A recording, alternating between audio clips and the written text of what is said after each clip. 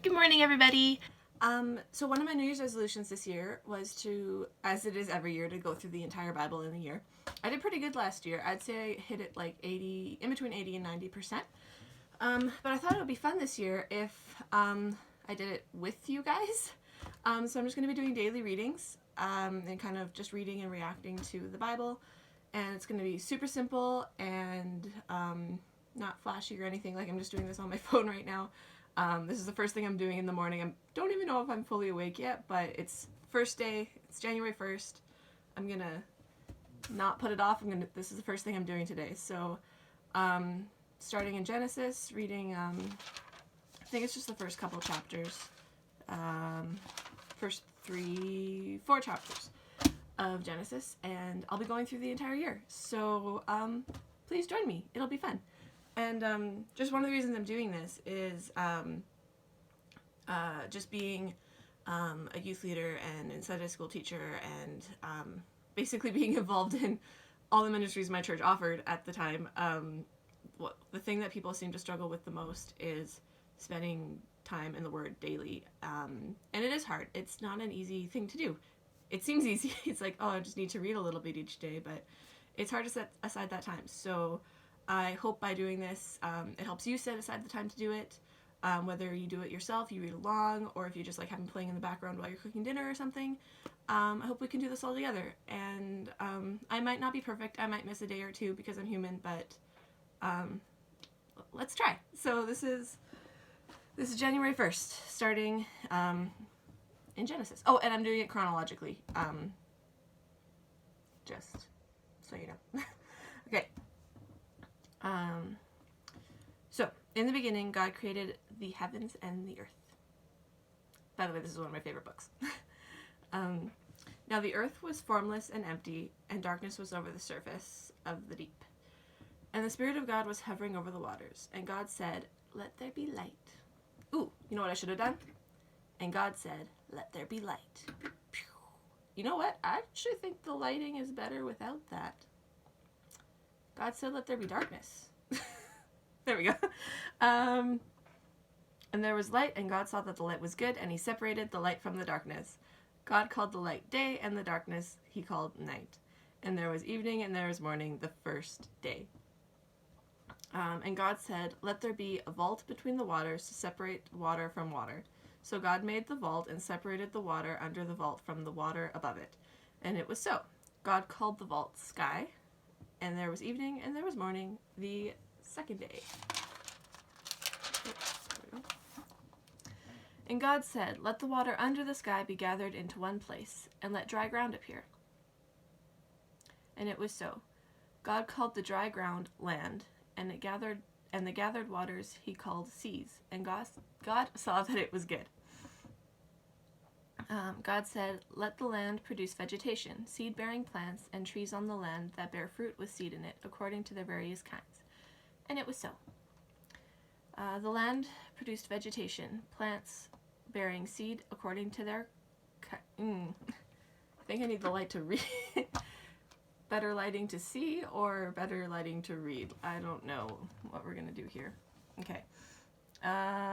Vegetation. And God saw that it was good. And there was evening and there was morning, the what day? It's so easy to get lost when you're looking up.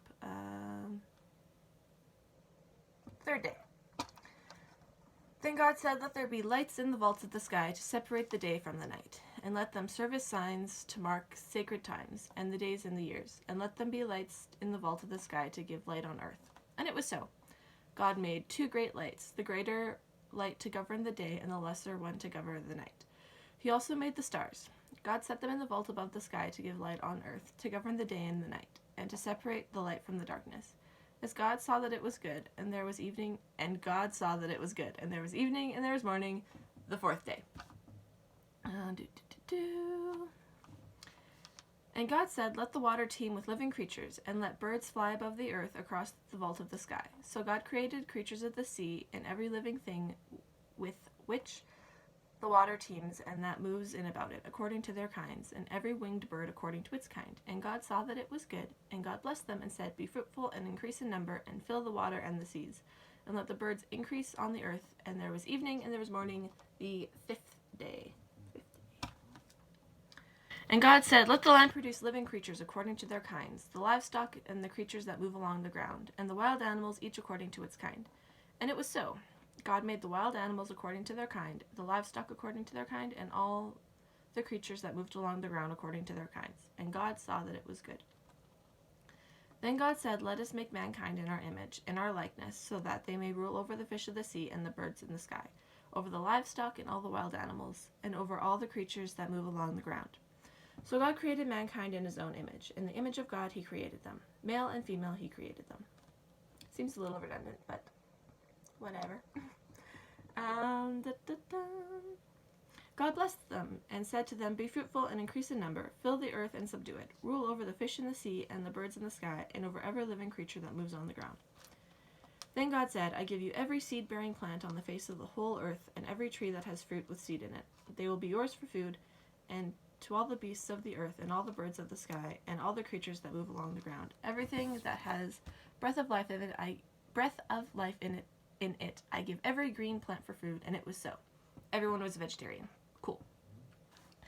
God saw all that he had made, and it was very good. And there was evening and there was morning, the 6th day. He did a lot in that day.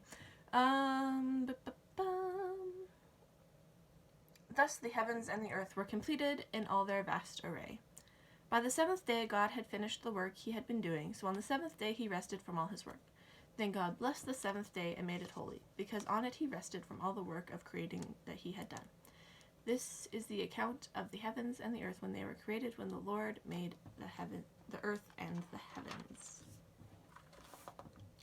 Now no shrub had yet appeared on the earth, and no plant had yet sprung up, for the Lord had not sent rain on the earth, and there was no one to work the ground. But streams came up from the earth and watered the whole surface of the ground. Then the Lord formed a man from the dust of the ground and breathed into his nostrils the breath of life, and the man became a living being. Now the Lord God had planted a garden in the east in Eden, and there he had put the man he had formed. This is getting very difficult. I don't usually read out loud. I like to read in my head, and I read very fast, and having to slow down to read out loud is very frustrating. We're in this together.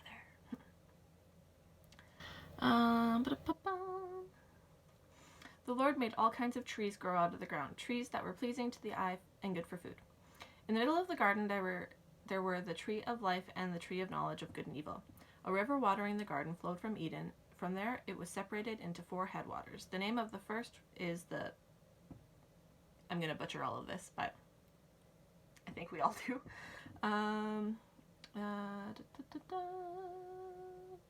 The first is Pishon. It swims through the entire land of Havilah, where there is gold. Ooh, gold's cool. The gold of that land is good. Aromatic resin and onyx are also there.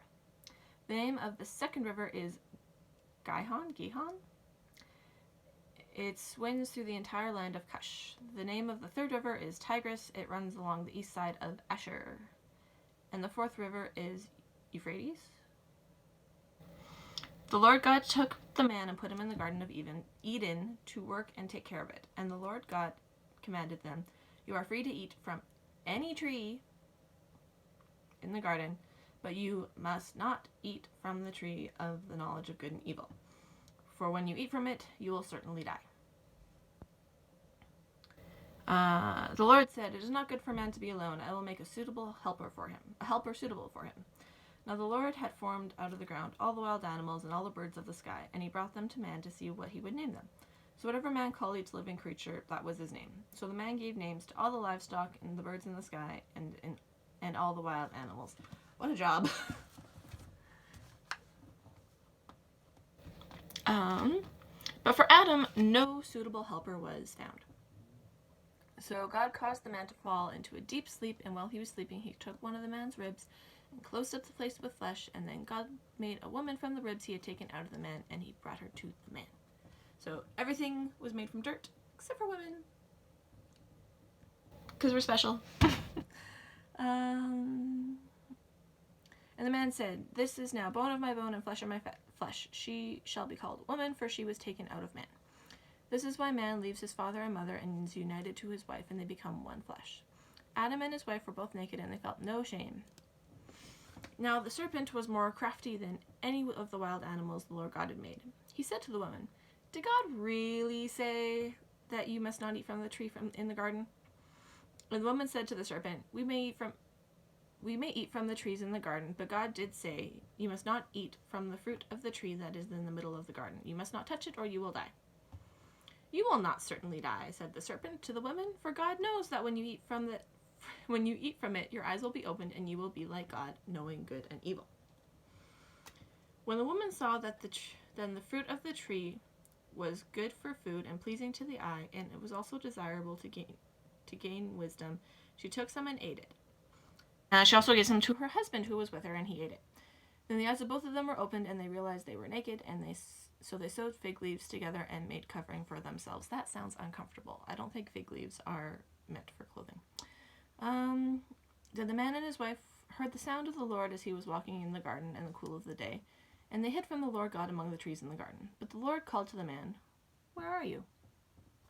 He answered, "I hear you in the garden, and I was afraid. I heard you in the garden, and I was afraid, for I was naked, so I hid." And he said, "Who told you that you were naked? Have you eaten from the tree that I commanded you not to eat from?" And the man got scared and said, "The woman that you put here with me, she gave me some from the tree, and I ate it."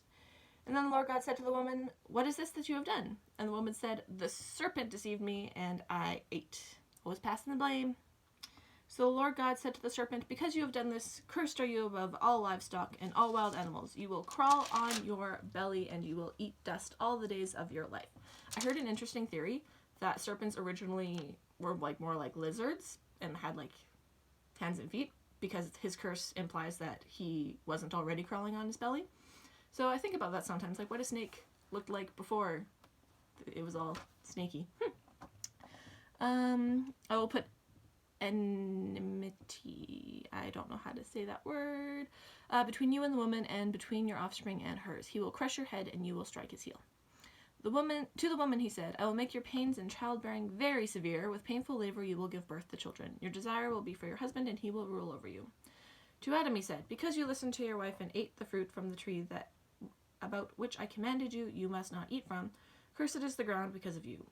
Through painful toil you will eat food from it all the days of your life. It will produce thorns and thistles for you, and you will eat the plants of the field.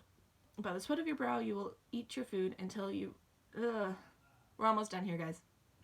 "You will eat the plants of the field. By the sweat of your brow you will eat your food until you return to the ground. Since from it you were taken, for dust you are. From dust you will return." Adam named his wife Eve, because she would be the mother of all living. The Lord made garments of skin for Adam and his wife and clothed them. And the Lord God said, "The man has now become like one of us, knowing good from evil. He must not be allowed to reach out his hand and also take from the tree of life and eat and live forever." So the Lord God banished him from the Garden of Eden to work the ground from which he had been taken. After he drove the man out, he was placed on the east side of the Garden of Eden the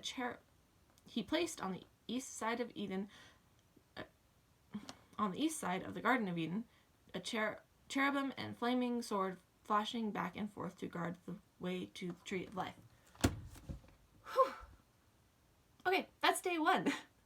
I promise I'll get better. I'm just not used to reading out loud. But that was fun. That was day 1. How easy was that? Ta-da! New Year's resolution, day 1. Done. So easy. Have a fantastic day, you guys. And yeah, love you. Bye.